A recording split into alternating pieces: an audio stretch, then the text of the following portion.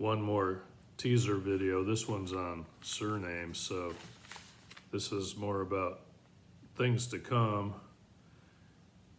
not necessarily covering a lot of new territory in this video, but here's what I discovered yesterday. I was thinking about it. I didn't give you all the surnames through the great-great-grandparent level that I thought I was going to go to. I realized I didn't have them all the other day, so I knew the number of names goes up exponentially with each generation you go out.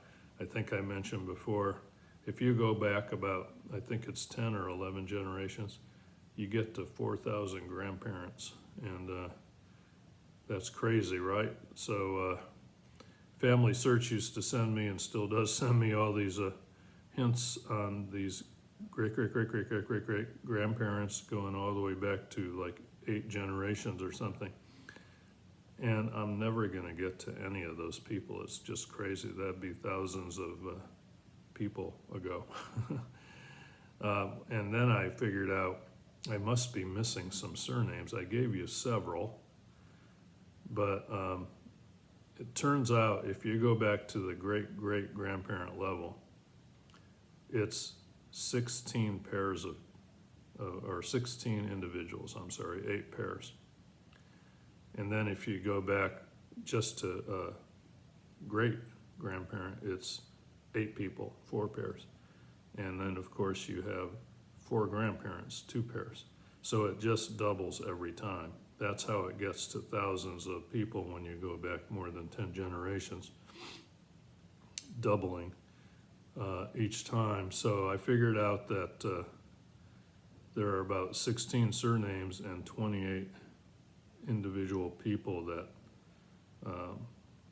I can identify. There is one pair of great-great-grandparents that's unknown out there.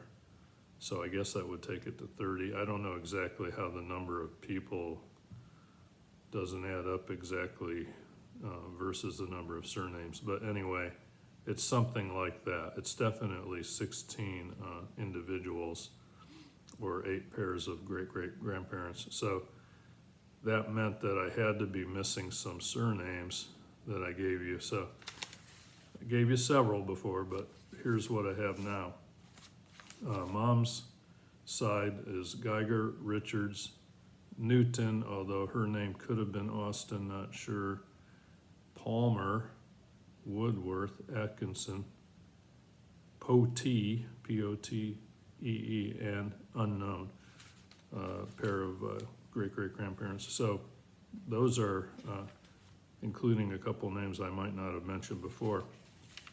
Then on Dad's side, Higby Cook, Clendenning, Cromie, Morgan, Niles, Beckley, and Ringland.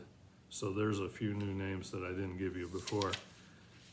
When I look at all that, so 16 great-great-grandparents, 8 great-grandparents, 4 grandparents, we're talking 28 people. That's just too many. I had already pulled back to great-great-grandparents thinking I would stop there and maybe just go a little further on just the Higby name. And now I realize that I still have too many. So I think I'm going to pull back just to the great-grandparent, and again, maybe go further on the Higby name, or maybe one other name, maybe the Clendenning name, because we knew Grandma. We didn't know the grandparents on the mom's side. They died young. We never met them. At least I don't think Mike even met them. Maybe he met one of them when he was a baby. I'm not sure, but anyway, they died really young, and we never saw them. So Grandma's a little more interesting just because I knew who she was. I went to her farm. So maybe Clendenning will get a little bit more of a look. And they lived right by the Higbys too, right? In recent history, relatively speaking. So anyway, that's more surnames and more of a potential refinement of how I'm going to do this stuff. More to come.